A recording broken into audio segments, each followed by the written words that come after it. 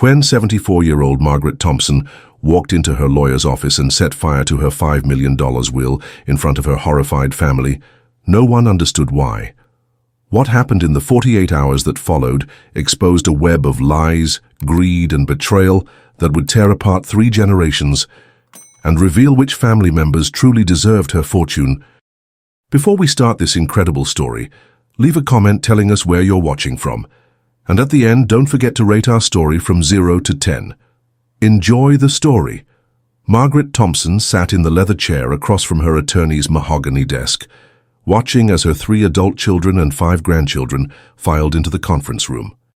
At 74, Margaret had the sharp eyes and steady hands of someone who had built a multi-million-dollar catering empire from nothing. But today, those hands were trembling slightly. "Thank you all for coming," said Robert Chen, Margaret's attorney for the past 25 years. "As you know, Margaret asked us to gather here today to discuss some important changes to her estate planning." Margaret's eldest son, William, 52, adjusted his expensive tie and leaned forward with obvious anticipation. "Mother, I hope you're not planning any more of your dramatic charitable donations. The family business needs stability." Margaret's daughter, Jessica, 48, nodded in agreement. "Mum, we've talked about this. The company should stay in the family. That's what Dad would have wanted." Margaret's youngest son, Paul, 45, was quieter but equally focused. "Whatever you decide, Mom, we support you. But we do hope you'll consider the grandchildren's futures." Margaret looked around the room at the faces of her family. Her 5 grandchildren, ranging in age from 16 to 28, sat quietly but attentively. She had called this meeting to finalize her will, but in the past 48 hours, she had learned something that changed everything. "Robert," Margaret said quietly, "please show them the current will." Robert Chen pulled out a thick document and began reading. "The last will and testament of Margaret Elizabeth Thompson. Total estate value, approximately $5. $2 million, including Thompson Catering Company, real estate holdings, and liquid assets." He continued, "Primary beneficiaries: William Thompson, 1/3 of estate; Jessica Thompson Martinez, 1/3 of estate; Paul Thompson, 1/3 of estate. Secondary beneficiaries: 5 grandchildren, equal shares of a $500,000 education trust." William smiled with satisfaction.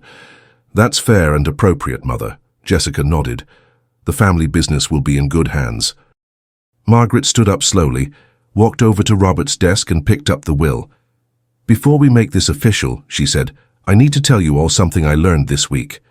"What is it, Mom?" Paul asked. Margaret looked at each of her children in turn. "I learned that the 3 of you have been planning to sell Thompson Catering immediately after my death." The room fell silent. William's face went pale, Jessica looked away, and Paul shifted uncomfortably in his chair. "That's not true," William said quickly. "We would never—" "Don't lie to me, William," Margaret interrupted, her voice growing stronger. "I know about the meetings you've had with Premier Food Group. I know about the $8 million offer. And I know that you've already divided up how you'll spend the money." Jessica tried to speak. "Mom, if there have been discussions, they were purely hypothetical." "Hypothetical?" Margaret's voice rose. "Jessica, you've already put a deposit down on a house in Malibu using the expected inheritance as collateral." She turned to Paul. "And you, Paul, have already quit your job because you're expecting your share to support you for the rest of your life." Margaret walked back to her chair but remained standing. "For 30 years I built Thompson Catering with my own hands. I worked 70-hour weeks, sacrificed time with my family, and created something I was proud of. Something I thought you were proud of too." "We are proud of it, Mom," William protested. "No, you're not," Margaret replied firmly. "You're proud of what it's worth, not what it represents." She looked at her grandchildren, who were watching this confrontation with growing understanding. "But that's not the worst thing I learned this week." Margaret pulled out her phone and scrolled to a text message thread. "These are messages between the 3 of you from last Tuesday." She read aloud. "William to Jessica and Paul. The old lady is getting sentimental about the business again. We need to be careful not to let her give too much away to charity before she dies." The grandchildren gasped. Jessica buried her face in her hands. Margaret continued reading. Jessica's response, but maybe we should consider a conservatorship if she starts acting irrationally about the money. William stood up angrily. Mum, you're taking those messages out of context. And Paul's response, Margaret continued, agreed. We can't let her ruin our futures because she's getting old and emotional. The room was completely silent, except for the sound of one of the grandchildren crying quietly. Margaret set down her phone and picked up the will again. So now you know what I know. My 3 children, whom I love dearly, see me as an obstacle to their financial security rather than as their mother. She looked directly at William. You called me the old lady who might act irrationally about my own money. She turned to Jessica. You suggested putting me under conservatorship if I don't distribute my wealth the way you want. Finally, she faced Paul. And you think my love for the business I built is a threat to your future? Margaret held the will above her head. This document represents my life's work. It represents 30 years of sacrifice, dedication, and love for my family. She walked over to the fireplace in Robert's office. But if my children see me as nothing more than an impediment to their inheritance, Margaret struck a match. Then perhaps they don't deserve an inheritance at all. Before anyone could stop her, Margaret set the will on fire and dropped it into the fireplace. Mom! All 3 children shouted simultaneously, rushing toward the fireplace. But it was too late. The will was already burning, the flames consuming page after page of careful legal language that had taken months to prepare. Robert Chen was on his feet, his face white with shock. Margaret, what have you done? That was the only original copy. Margaret brushed off her hands and sat back down calmly. I've done what I should have done years ago, Robert. I've stopped enabling people who see me as a bank account instead of their mother. William was staring at the fireplace where the ashes of his inheritance were still smoldering. This is insane. You can't just burn a will. I can do whatever I want with my own will, William. Jessica was crying now. Mom, please, you have to understand. We were just talking. We didn't mean those things. You meant every word, Margaret replied. And now you're going to have to live with the consequences. Paul found his voice. What consequences? What are you talking about? Margaret smiled for the first time since the meeting began. I'm talking about the fact that you now have no idea what will happen to my money when I die. She looked around the room at faces filled with shock, panic, and dawning realization. And over the next few weeks, we're going to find out which of you loves me for who I am and which of you only loved me for what I could give you. Margaret stood up and walked toward the door. Robert, I'll be in touch about creating a new will, but first I have some very interesting conversations to have with my family. As she reached the door, she turned back to face the room. Oh, and children. The next will I write might be very different from the one I just burned. I suggest you think carefully about how you want to spend the time we have left together. Margaret walked out, leaving behind a room full of people who had just realized that their financial futures had literally gone up in smoke. And for the first time in years, Margaret felt completely free. Vamos nessa. Hora do roteiro me falta fanco. Vou criar algo que vai abalar o YouTube ainda mais. Usando a fórmula vencedora dos títulos inovadores. Why she burned her own 5 million will. Porque ela queimou seu próprio testamento de 5 milhões.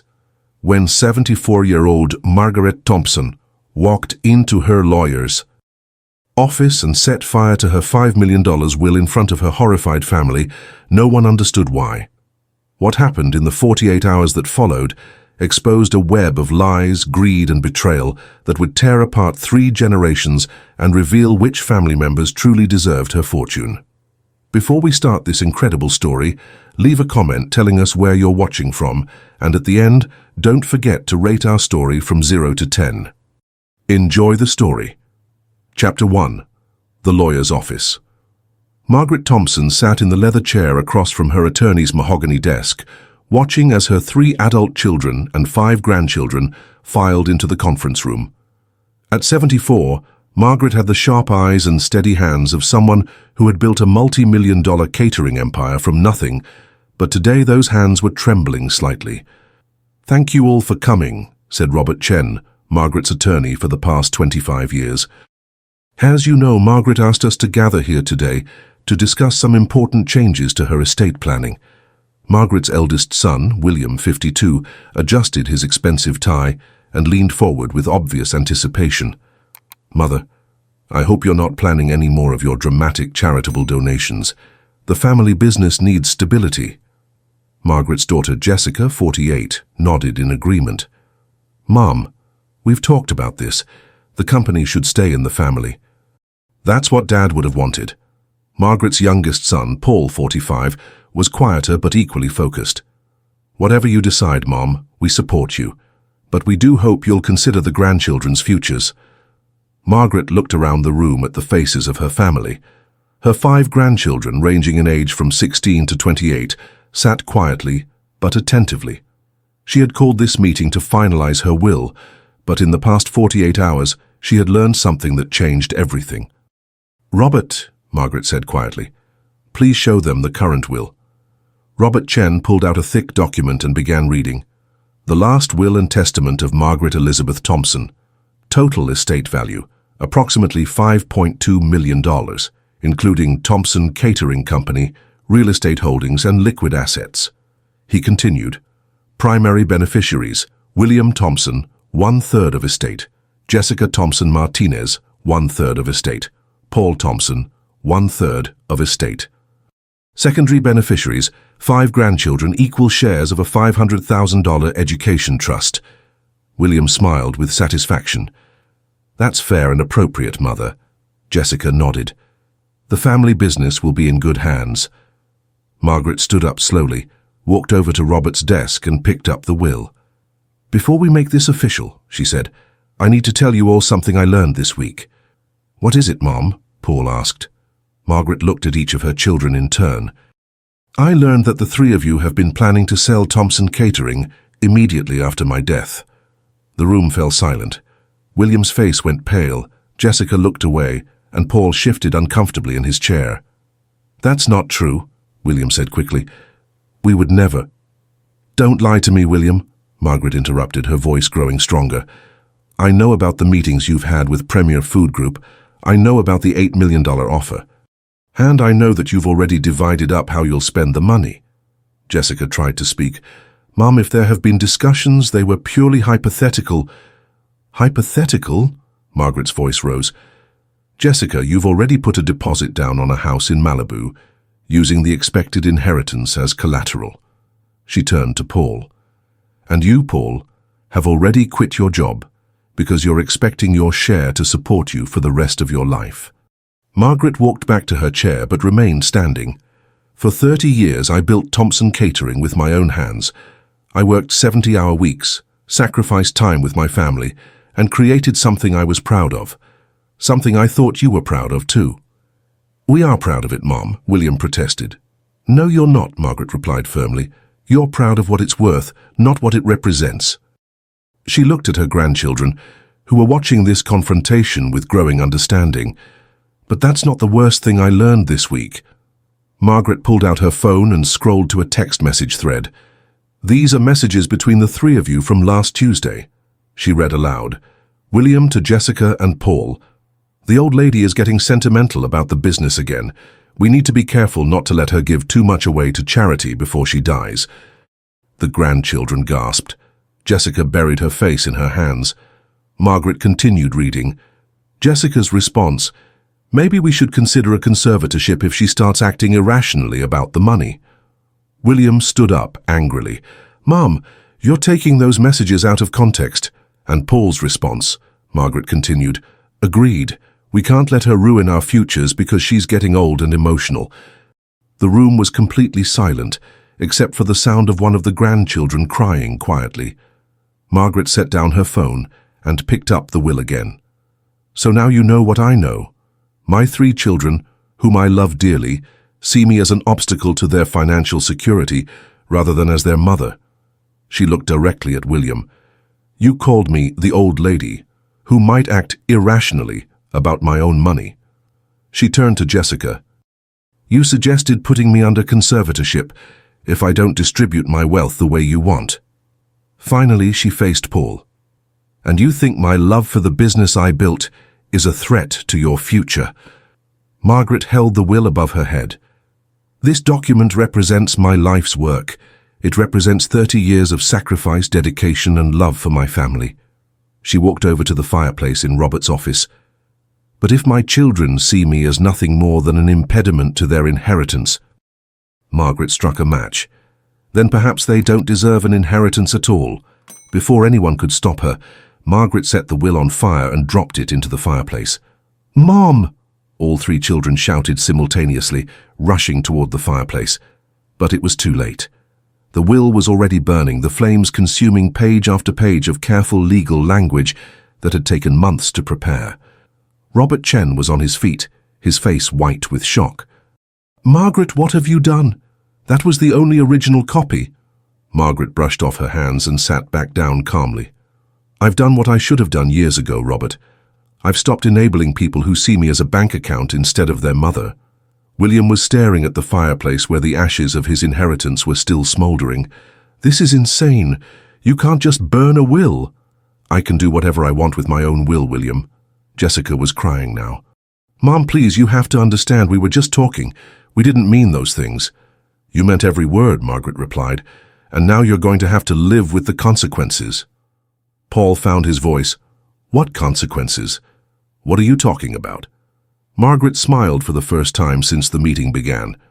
"I'm talking about the fact that you now have no idea what will happen to my money when I die." She looked around the room at faces filled with shock, panic, and dawning realization. "And over the next few weeks we're going to find out which of you loves me for who I am, and which of you only loved me for what I could give you." Margaret stood up and walked toward the door. "Robert, I'll be in touch about creating a new will. But first, I have some very interesting conversations to have with my family." As she reached the door, she turned back to face the room. "Oh, and children, the next will I write might be very different from the one I just burned. I suggest you think carefully about how you want to spend the time we have left together." Margaret walked out, leaving behind a room full of people who had just realized that their financial futures had literally gone up in smoke. And for the first time in years, Margaret felt completely free. Chapter 2. The Aftermath. 3 days after the will burning, Margaret was sitting in her kitchen, sipping her morning coffee and watching the birds in her backyard garden. For the first time in months, she felt at peace. The weight of knowing her children's true feelings had been crushing her, but now that everything was out in the open, she could finally breathe. The doorbell rang at exactly 9 a.m. Through the window, Margaret could see William's Mercedes in her driveway. "Come in, William," she called, "and the door's open." Her eldest son entered looking haggard. His usually perfect appearance was disheveled, and there were dark circles under his eyes. "Mum, we need to talk." "I assume that's why you're here. Coffee?" William shook his head and sat down across from her at the small kitchen table, where she had fed him breakfast every morning for the first 18 years of his life. "Mum, about the other day, I owe you an apology." Margaret set down her coffee cup. "For which part? For calling me the old lady, for plotting to sell my company, or for suggesting I might need a conservatorship?" William winced. "All of it." "But Mom, you have to understand, we weren't trying to hurt you." "Then what were you trying to do?" William struggled for words. We were trying to plan for the future, to make sure everyone was taken care of." Margaret looked at her son with the expression she had used when he was caught lying as a child. "William, tell me the truth. When was the last time you visited me because you wanted to see me, not because you needed something?" William opened his mouth to respond, then closed it again. "When was the last time you called just to ask how I was feeling?" Silence. "When was the last time you showed any interest in Thompson Catering beyond its financial value?" William put his head in his hands. "Mum, I know I haven't been the best son lately." "Lately?" Margaret's voice carried decades of disappointment. "William, you haven't been interested in me as a person since you graduated college and realized I had money." "That's not true." "Isn't it? When did you last ask about my arthritis? When did you last want to hear stories about building the business? When did you last seem to care about anything other than when you might inherit?" William was quiet for a long time. Finally, he looked up. "What do you want me to say, Mom?" "I want you to tell me the truth." William's shoulders sagged. The truth is that I started thinking of you as my future financial security instead of my mother. And I don't know when that happened. Margaret felt her heart break a little. At least you're being honest. But Mom, I do love you, and I am sorry, and if you'll give me a chance, I want to try to be a better son. What does that look like, William? I don't know yet, but I want to find out. Before Margaret could respond, the doorbell rang again. This time it was Jessica, arriving for what was apparently going to be a morning of difficult conversations. William's here too, Jessica asked as she entered the kitchen. We're having a family discussion, Margaret replied. Would you like coffee? Jessica sat down, looking as tired as her brother. Mum, I've been thinking about what happened at Robert's office. And I realize that I've been a terrible daughter. Margaret poured Jessica a cup of coffee. Why do you think that? Jessica's eyes filled with tears. Because when I heard you might give money to charity, my first thought wasn't, that's wonderful that Mom wants to help people. My first thought was, that's less money for me. She wiped her eyes. What kind of person thinks that way about their own mother's generosity? A person who has been raised to expect inheritance instead of earning their own way, Margaret replied gently. I put a deposit on that house, Jessica continued. I spent money I didn't have because I was counting on money that wasn't mine yet. Money you're still using to live on. William looked surprised. You actually put a deposit down? $50,000, Jessica admitted. I took out a loan against the expected inheritance. If Mom doesn't leave me money, I'll lose my current house too. Margaret set down her coffee cup. Jessica, what did you think would happen if I lived for another 10 years? Another 20? I guess I didn't really think about that. You didn't think about the fact that I might want to use my own money to live my own life. Jessica was crying harder now. No, Mom. I thought about the money as if it was already mine. As if you were just holding it for me until you died. The honesty of this admission hung in the air like a heavy cloud. Margaret looked at both of her children. And this is exactly why I burned the will. The back door opened, and Paul walked in. I saw both cars in the driveway. Are we having a family meeting? We're having a family reckoning, Margaret replied. Sit down. Paul took the remaining chair. Mom, I've been thinking about those text messages. I'm sure you have. I quit my job because I thought I could live off the inheritance. I've been unemployed for 3 weeks, spending money I don't have because I was counting on money that isn't mine. Paul looked ashamed. But that's not the worst part. What's the worst part? The worst part is that when I thought about you dying, I wasn't sad about losing my mother. I was excited about getting the money. The kitchen fell completely silent. And that makes me sick, Paul continued. What kind of son thinks that way? Margaret looked around the table at her 3 children, successful adults who had somehow lost their way when it came to family, love, and money. I'll tell you what kind of children think that way, she said gently. Children whose mother made the mistake of talking about inheritance instead of teaching about earning. Children who were raised to expect rather than to work. She paused. Children whose mother failed to teach them the difference between loving someone and using someone. William looked up. Mum, you didn't fail us. We failed ourselves. We failed each other, Margaret corrected. I created this situation by making my money more important than my relationships. Jessica spoke up. What do you mean?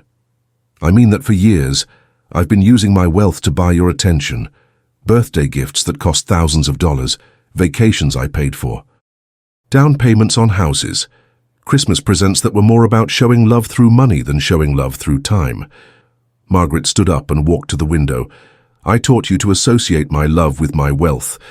Is it any wonder that you started associating my death with your financial security? Paul was quiet for a moment. So what happens now? Margaret turned back to face them. Now we find out if we can build real relationships without money at the center of them. What does that mean? William asked.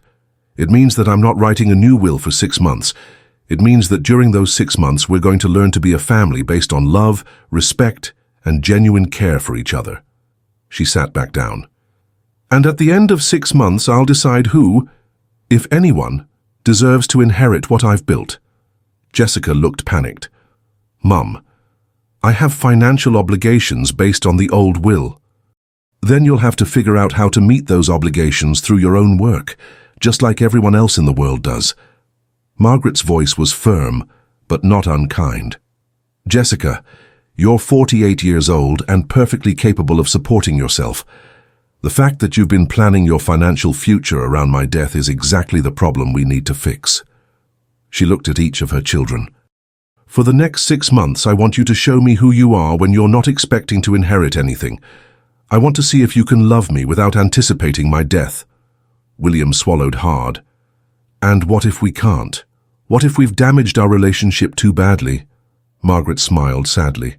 Then at least we'll know the truth, and I'll leave my money to people who will use it to build something positive instead of just spending it on themselves.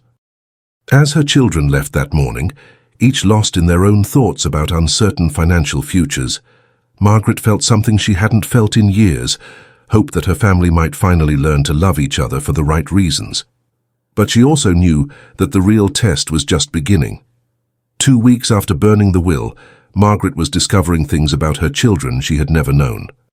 Without the security of guaranteed inheritance, their behavior toward her was changing in ways both surprising and revealing. William had started coming by every few days, but instead of the brief, obligation-filled visits of the past, he was staying for hours.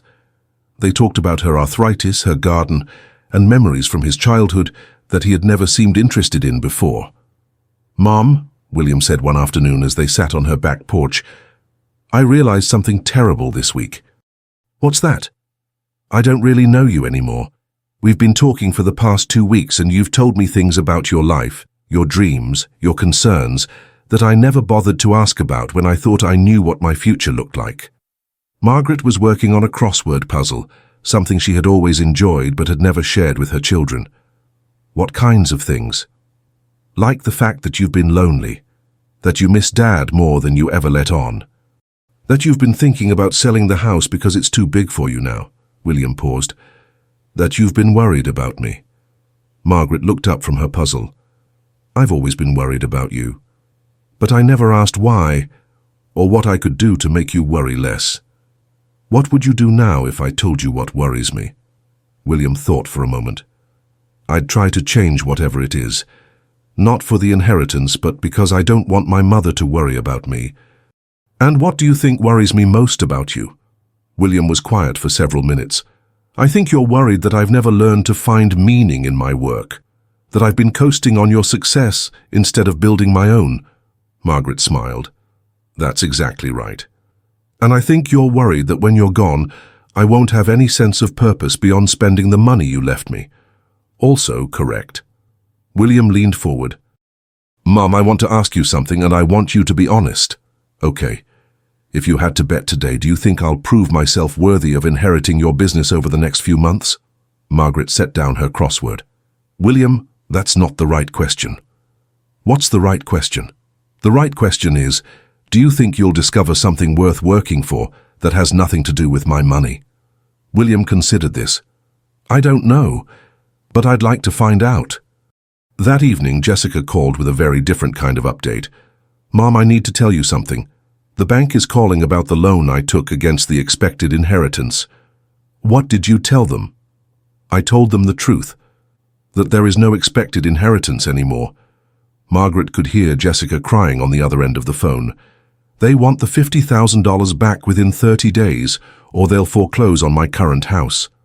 "And what are you going to do?" "I don't know. I've been applying for jobs, but nothing pays enough to cover both mortgages."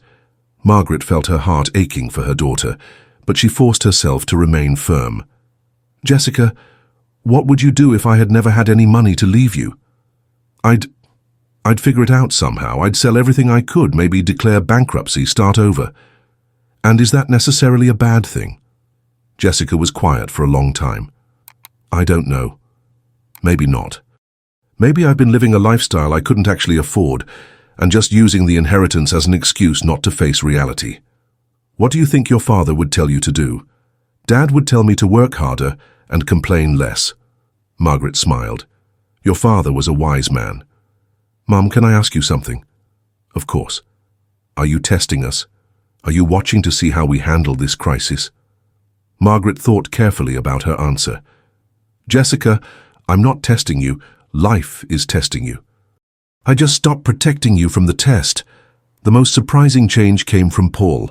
3 days after their kitchen conversation, he had gotten a job as a substitute teacher, something he could start immediately while looking for more permanent work. It doesn't pay much, Paul told Margaret when he called to update her, but it's honest work and I actually enjoy it. What do you enjoy about it? The kids remind me why work matters. They're excited about learning, excited about their futures. Being around that energy makes me want to build something meaningful too. And how does that feel different from expecting to inherit? Paul was quiet for a moment. When I was expecting inheritance, I felt entitled to comfort without earning it. Now I feel hungry, I guess. Hungry to prove that I can support myself and maybe even help other people. That's a good kind of hunger, Margaret said. Mom, can I tell you something else? Always. I'm glad you burned the will. Margaret was surprised. Really? Really? I was becoming someone I didn't like. Someone who was counting down the days until his mother died so he could get her money. That's horrible. You recognize that now. I recognize it because losing the inheritance forced me to look at who I was becoming, and I didn't like what I saw. Paul paused. I'd rather be your son who works for a living than your son who lives off your death. These conversations gave Margaret hope, but she knew that 6 months was a long time, and real change was difficult to sustain. She also knew that her children weren't the only ones being tested. She was learning to be a mother who loved without using money as a substitute for time and attention. She was learning to offer emotional support instead of financial solutions. And she was discovering that relationships based on genuine care were more satisfying than relationships based on financial dependence. But Margaret also had a secret that none of her children knew. She was keeping a journal, documenting every conversation, every change in behavior, every sign of growth or regression. Because when the 6 months were over, she would need to make decisions that would affect generations of her family. And those decisions would be based not on who her children had been, but on who they were becoming. The real test was just beginning.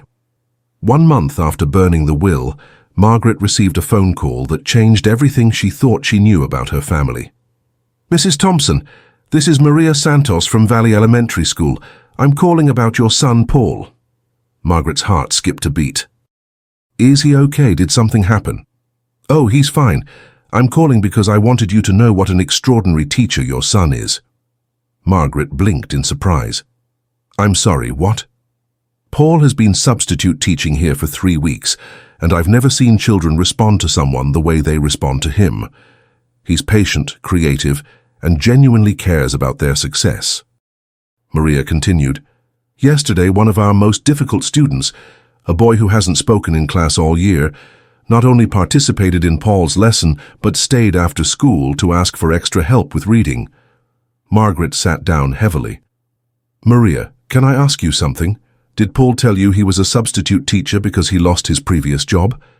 He mentioned he was between careers, but Mrs. Thompson, your son has a natural gift for teaching. I'd like to recommend him for a full-time position if he's interested. After hanging up, Margaret sat in her kitchen staring at her phone. In 45 years, she had never heard anyone describe Paul as having a natural gift for anything. He had drifted through college, through various jobs, through life without ever seeming to find his passion. But apparently, when forced to work for survival instead of waiting for inheritance, he had discovered something in himself that none of them had known existed. That afternoon, Jessica arrived for their weekly coffee, a tradition that had started after the will burning and that Margaret treasured. Mom, I have news, good news and bad news. Give me the bad news first. I lost the house, the bank foreclosed, and I have to be out by the end of the month. Margaret felt her stomach drop. Jessica, I'm so sorry. Don't be sorry, it was my fault for making financial decisions based on money that wasn't mine. But here's the good news. Losing the house forced me to really examine my life. Jessica sat down across from her mother. I realized that I was living in a house I couldn't afford, in a neighborhood where I didn't know my neighbors, surrounded by expensive things that didn't make me happy. And now? Now I've rented a small apartment near downtown. It's 1/10 the size of the house, but I can afford it on my own salary. And you know what? I love it.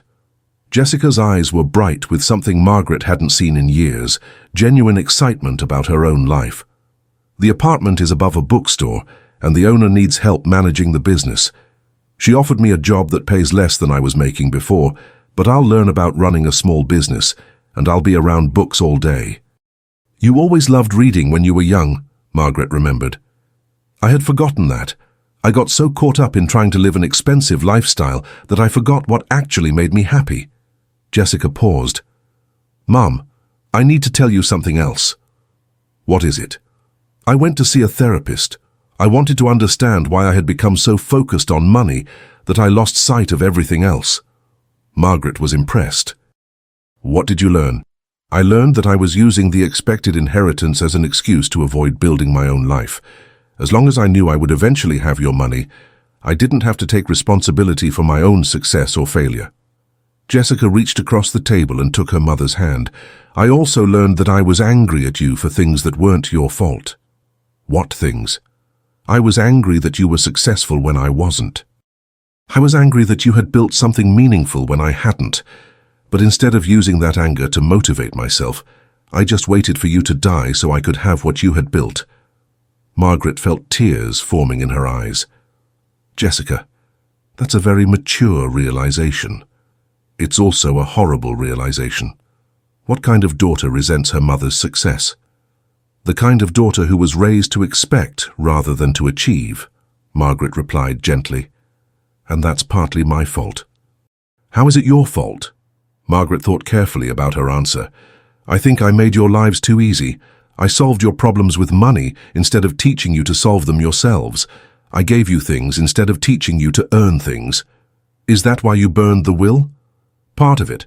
I burned the will because I realized that leaving you money might be the cruelest thing I could do to you.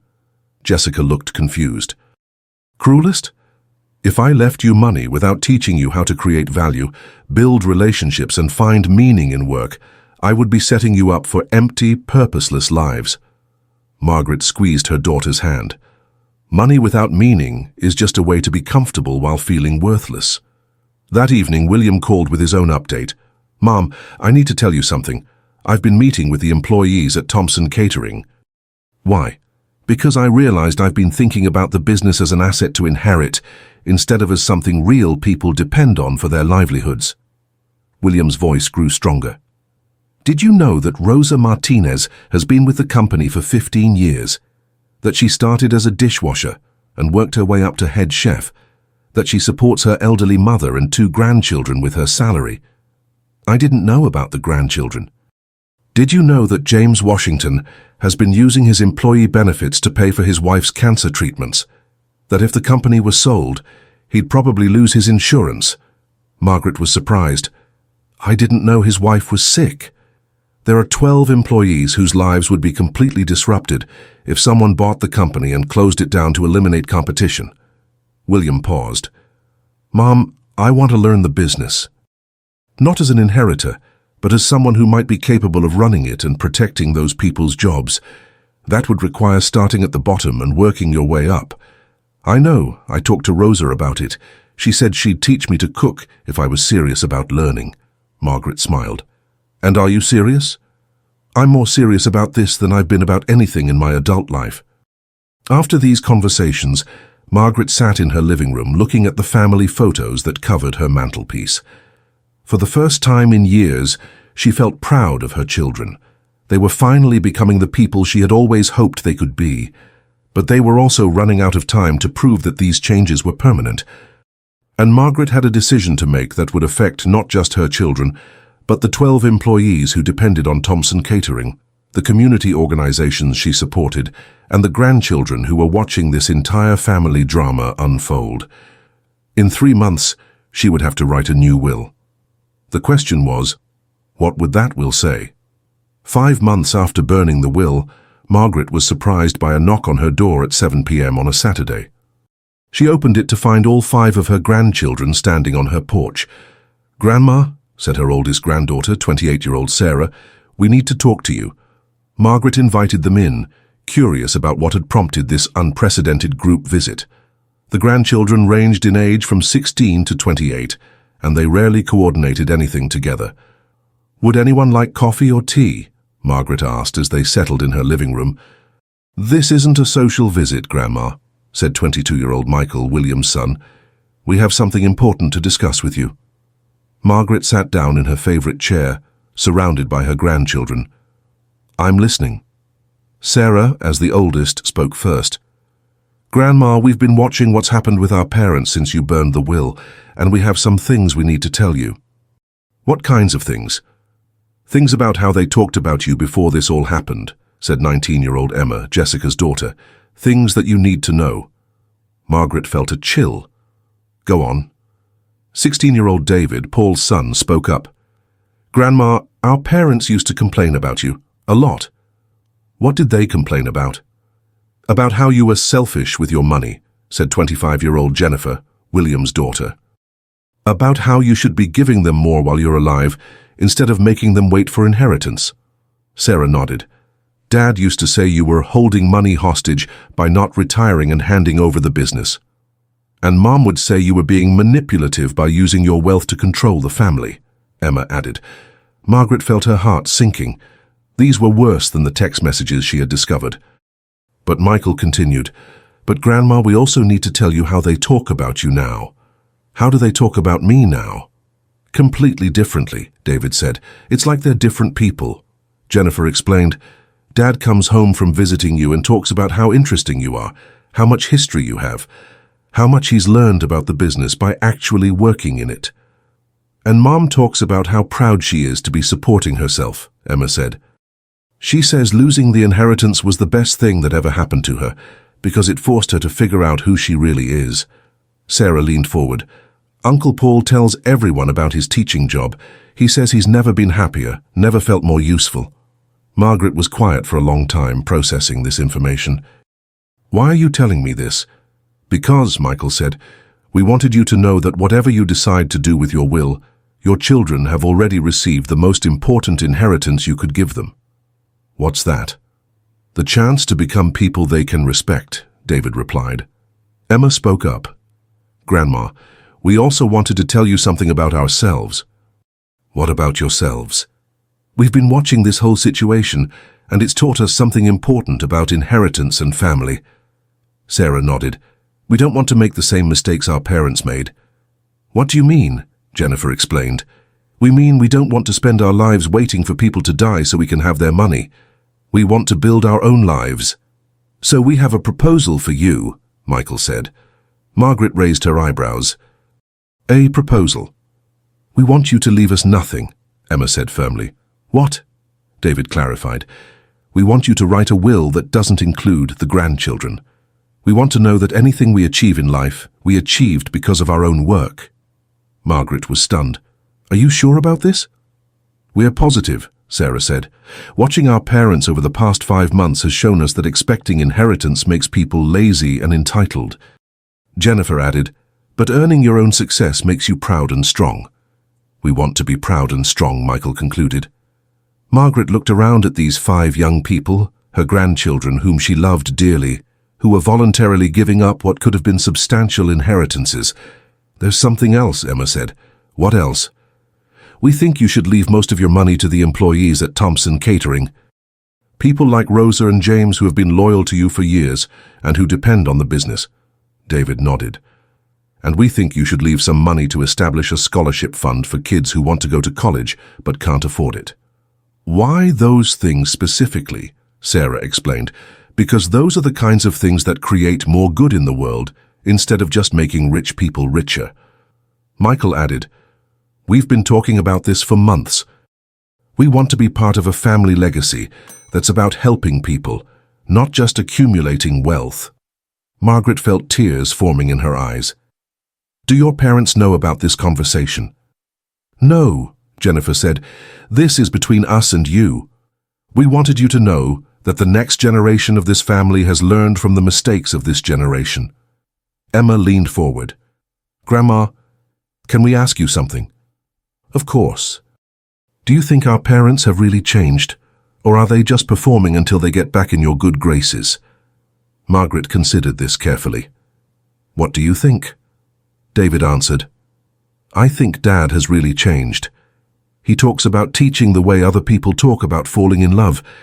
He's found something that makes him feel useful. Jennifer nodded. My dad is different too. He actually enjoys the work at Thompson Catering. He comes home tired but satisfied in a way I've never seen before.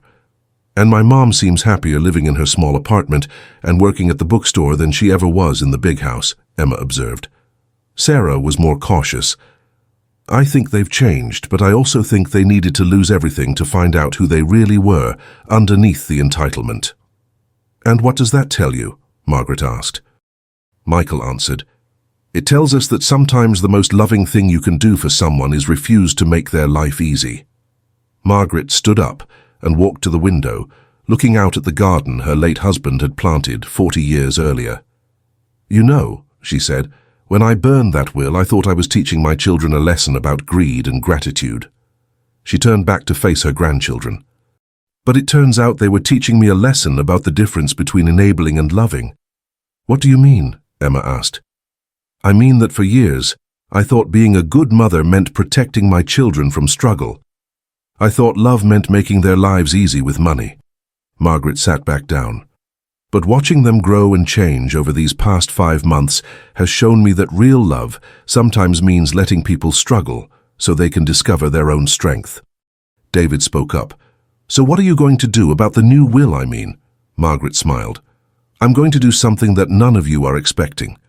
What's that? I'm going to let my children write their own inheritances. The grandchildren looked confused. Sarah asked, What does that mean? It means, Margaret explained, that tomorrow I'm going to sit down with William, Jessica, and Paul, and I'm going to ask them what they think they've earned over these past 5 months. You're going to let them decide their own inheritances? I'm going to let them show me whether they've learned to value contribution over entitlement. Jennifer looked worried. What if they ask for everything? Margaret's smile grew wider. Then I'll know they haven't really changed and I'll make different decisions. And if they ask for less than you were planning to give them, then I'll know they've learned the most important lesson of all. Michael leaned forward with curiosity. What lesson is that? That the size of your inheritance is less important than the size of your character. Margaret looked around at her 5 grandchildren, young adults who had voluntarily rejected wealth in favor of integrity. But I will tell you this, she said. Whatever happens with the will, this family's real wealth isn't money. It's the fact that the next generation understands the difference between having something and deserving something. Emma smiled. We learned that from watching you, Grandma. You learned it from watching your parents discover it. As her grandchildren prepared to leave, Sarah turned back with one final question. Grandma, do you regret burning the will? Margaret thought for a moment. Burning the will was the best decision I've made in 20 years. Why? Because it gave my children the chance to become people I could be proud of, instead of people I was supporting. After they left, Margaret sat alone in her living room, thinking about the conversation she would have with her children the next day. For the first time in months, she knew exactly what her new will would say, but first, she wanted to see if her children had learned enough to write it themselves. Margaret called her 3 children and asked them to meet her at Robert Chen's law office the following Saturday morning. It's time to discuss the new will, she told each of them. William arrived first, followed by Jessica, then Paul. All 3 looked nervous but determined as they sat in the same conference room where Margaret had burned their inheritance 5 months earlier. Robert Chen sat behind his desk with a legal pad, ready to take notes for whatever will Margaret decided to create.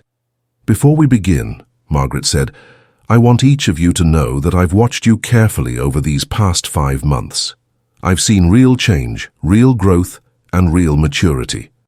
She paused. I've also received some interesting perspectives from your children about this entire situation. William looked surprised. The grandkids talked to you? They did, and what they told me confirmed what I've observed myself, that losing the certainty of inheritance has allowed all of you to discover who you really are. Margaret stood up and walked to the window. So today, I'm going to do something unusual. Instead of telling you what I've decided to leave you, I'm going to ask you what you think you've earned." The three siblings exchanged glances. "I don't understand," Jessica said. "I want each of you to tell me what you think your inheritance should be, based on who you've become over these past 5 months. Paul spoke first. "Mum, I think I should inherit nothing." Margaret raised her eyebrows. "Nothing? I've been thinking about this for weeks. 5 months ago I was unemployed by choice, living off the expectation of your money. I was literally waiting for you to die so I could be financially secure." Paul's voice grew stronger. "That's not someone who deserves to inherit anything. That's someone who needed to learn how to contribute to the world. And have you learned that? I've learned that teaching gives me more satisfaction than money ever could. I've learned that earning a modest salary through work I care about feels better than expecting a large inheritance through luck of birth." Paul looked at his mother directly. "I think I should inherit the opportunity to keep growing as a person who contributes rather than consumes. Nothing more," Margaret nodded. Jessica was quiet for a long time. "Mum, I think I should inherit enough to pay off the debts I created by counting on money that wasn't mine, maybe $50,000. That's all? That's all I've earned. I made financial decisions based on money that belonged to you, not me. I should be responsible for the consequences, but I shouldn't be rewarded for my mistakes." Jessica paused. "But more than that, I think I should inherit the chance to prove that I can build a successful life without depending on your wealth." "And what does that look like?" "It looks like working at the bookstore, learning to run a small business, and maybe someday opening my own store. It looks like living within my means and finding happiness in things that don't cost money." Margaret turned to William. "And you?" William took a deep breath. "Mum, I think I should inherit the opportunity to earn a place in Thompson Catering through my own work." "What does that mean?" "It means I want to work for Rosa and James and the other employees for the next 2 years, learning every aspect of the business from the ground up. And at the end of 2 years, if they think I'm capable of running the company, then maybe I could earn a leadership role." William looked directly at his mother. "But I don't want to inherit ownership just because I'm your son. I want to earn it by proving I can serve the people who depend on the business. And if you can't prove that, then the business should go to someone who can. Maybe Rosa, who's been there for 15 years and understands the work better than I do." Margaret sat back down, looking at her 3 children with a mixture of pride and amazement. Robert Chen spoke up. "Margaret, I have to say, in 30 years of estate planning, I've never had beneficiaries voluntarily reduce their own inheritances." Margaret smiled. "Robert, I think that's exactly how I know they've become people who deserve to inherit something." She looked around the table. "William, Jessica, Paul, 6 months ago, you were fighting over money you hadn't earned. Today, you're asking for opportunities to prove yourselves worthy of what you might receive. What does that mean for the new will?" Jessica asked. Margaret pulled out a folded piece of paper. "It means that the will I've already written is very different from the one I burned." She handed the paper to Robert Chen. "Robert, please read this aloud." Robert unfolded the document and began reading. "The last will and testament of Margaret Elizabeth Thompson, revised version. To my son William, I leave the opportunity to earn leadership of Thompson Catering through 2 years of service to its employees and customers. If, at the end of 2 years, the employees vote to accept his leadership, he will inherit controlling interest in the company. If not, his inheritance will be $100,000 and the business will be sold to its employees." William's eyes widened. "The employees get to vote?" "The people who do the work should have a say in who leads them," Margaret replied. Robert continued. "To my daughter Jessica, I leave $50,000 to resolve the financial obligations she created, plus a $100,000 interest-free loan to start her own bookstore, to be repaid over 10 years through the business's profits." Jessica started crying. "Mom, that's exactly what I need to build something of my own." Robert kept reading. "To my son Paul, I leave $50,000 to establish an education fund that he will manage, providing college scholarships to students from low-income families. Paul will receive a modest salary for managing this fund, allowing him to continue teaching while also helping other young people access education." Paul was staring at his mother in amazement. "You want me to help other kids go to college? I want you to use your love of education to create opportunities for people who weren't born into wealthy families." Robert reached the final section. "The remainder of my estate, approximately $3.5 million, will be divided equally among the 12 employees of Thompson Catering, as a retirement fund to be distributed over their remaining working years." The room was completely silent. Finally, William spoke. "Mom, you're giving most of your money to your employees?" "I'm giving my money to the people who helped me build it," Margaret corrected. "Rosa, James, and the others have been more loyal to Thompson Catering than my own children were until very recently." Jessica wiped her eyes. "It's perfect. It's exactly what you should do." Paul nodded agreement. "The employees deserve it more than we do." Margaret stood up. "There's one more thing. Robert, please read the final clause." Robert found the last paragraph.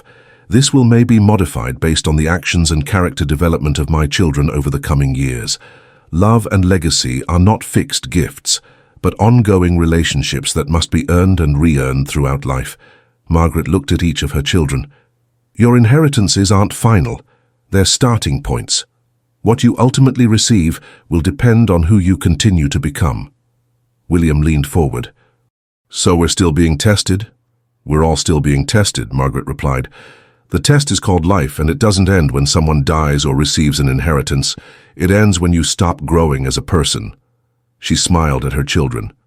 "But for the first time in years, I believe all three of you are growing in directions that would make your father proud." As they prepared to leave Robert's office, Jessica had one more question. "Mom, what about the grandchildren? What do they inherit?" Margaret's smile grew wider. "The grandchildren inherit something far more valuable than money." "What's that?" "They inherit the knowledge that character matters more than wealth, that contribution matters more than consumption, and that the best inheritance is becoming someone worthy of respect." Paul shook his head in wonder. "The kids are going to be better people than we were." "They already are," Margaret replied. "They voluntarily gave up inheritance claims because they wanted to earn their own success. They've learned the lesson it took all of us 40 years to understand." As her children left that day, each carrying copies of a will that challenged them to keep growing rather than simply receiving, Margaret felt something she hadn't felt since her husband died: complete peace about her family's future. She had given her children the greatest gift she could offer, not money, but the opportunity to become people they could respect. And for the first time in their adult lives, they had accepted that gift with gratitude instead of entitlement. The second annual Thompson Catering Employee Appreciation Dinner was held in the company's newly expanded facility. Margaret sat at a table with Rosa Martinez, who was now the company's co-owner, and James Washington, who had been promoted to operations manager. "Rosa," Margaret said, "tell me honestly, how is William doing as your business partner?" Rosa smiled broadly. "Mrs. Thompson, your son has surprised everyone. He started washing dishes and worked his way up to menu planning. He listens to the staff, respects our experience, and never acts like he's entitled to anything he hasn't earned." James nodded agreement. "When we voted last month on whether to accept him as a partner, it was unanimous. He's earned his place here." Across the room, William was serving food alongside the other employees, wearing the same uniform and working just as hard as everyone else. He caught his mother's eye and waved, his face showing a satisfaction she had never seen during his years of expecting inheritance. Margaret's phone buzzed with a text from Jessica. "Mum, the bookstore had its best month ever. The loan will be paid off 2 years early. Thank you for believing I could build something of my own." Another text came from Paul. "Just awarded our 50th scholarship. Teaching and helping kids go to college is the best job I've ever had." But the text that made Margaret smile most came from her granddaughter Sarah. "Grandma got promoted to project manager at work today. Earned it all myself, and it feels amazing. Thank you for teaching us that working for what you want feels better than waiting for what you expect." As the evening wound down, Margaret reflected on the journey that had brought her family to this point. Burning the will had been the scariest thing she had ever done, but it had also been the most loving. Her children had inherited something far more valuable than money. They had inherited purpose, self-respect, and the satisfaction that comes from contributing to the world rather than simply consuming its resources. The business she had built was in good hands, not because of family loyalty, but because the people running it had earned the right to lead through service and dedication. And her grandchildren were building lives based on merit rather than expectation, ensuring that the family's next generation would be defined by character rather than wealth. Margaret had learned that the greatest inheritance she could leave wasn't money. It was the example of people who had discovered that earning love, respect, and success felt infinitely better than simply receiving them. Sometimes the most generous thing you can do for someone is refuse to make their life easy. Sometimes the greatest gift you can give is the chance to discover what they're truly capable of achieving. And sometimes burning down what people expect from you is the only way to help them build what they never knew they could become. Margaret Thompson died peacefully in her sleep 3 years later, surrounded by children who had become people she was proud of, employees who considered her family, and grandchildren who understood that the best inheritance is becoming someone worthy of respect. Her final will contained one last surprise, a letter to be read at her funeral. "If you're hearing this," the letter said, "it means I've finished my work as a mother, grandmother, and employer. I hope I've left you not just resources, but examples of how to use those resources to build lives of meaning and purpose. Remember that love isn't about making people comfortable, it's about helping them become strong. Remember that the best gift you can give someone is the chance to discover their own worth through their own work. And remember that legacy isn't about what you leave behind. It's about what you inspire people to become while you're still here to see it. Thank you for letting me love you enough to challenge you. Thank you for growing into people worthy of that love. And thank you for proving that sometimes the best way to give someone everything is to start by giving them nothing at all." The funeral was attended by her children, grandchildren, employees, scholarship recipients, and dozens of people whose lives had been changed by her decision to prioritize character over comfort. But the real memorial to Margaret Thompson wasn't in the church that day. It was in the lives of people who had learned that earning respect feels better than expecting privilege, and that the greatest wealth is becoming someone you can be proud of. Her final lesson was complete. Love isn't what you give people, it's what you inspire them to become. What did you think of Margaret's incredible decision to burn her own will? Her story shows us that sometimes the greatest act of love is refusing to enable someone's worst impulses, even when it breaks your heart to watch them struggle. Margaret's journey reminds us that true inheritance isn't about money, it's about character, purpose, and the satisfaction that comes from earning what you have. This powerful tale demonstrates that the most generous thing you can do for someone is help them discover their own strength, even if that means taking away their safety net. Leave your thoughts in the comments and rate this story from 0 to 10. Don't forget to subscribe to our channel and turn on notifications to hear more incredible stories about ordinary people making extraordinary choices that change lives forever. Would you have had the courage to make Margaret's choice? Let us know and check out more inspiring stories right here on the screen.